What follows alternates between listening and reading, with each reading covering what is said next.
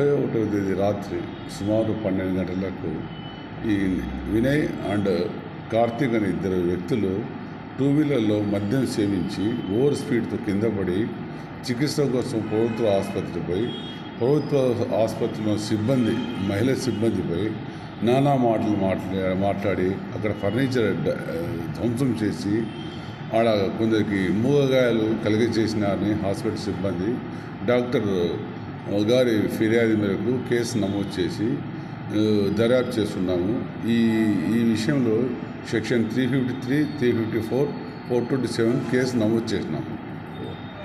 వాళ్ళు మహిళలు ట్రీట్మెంట్ సరిగ్గా చేయలేదని వాళ్ళు తాగిన మంబరంలో మహిళా సిబ్బందిపై దాడి చేసి వాళ్ళకి నానా మాటలు మాట్లాడినారు. మహిళా సిబ్బంది అంటే ఎమ్మెల్యే వ్యక్తులు గతంలో ఉన్నవాళ్ళు వీళ్ళ చరిత్ర కానీ సరిగ్గా లేదు.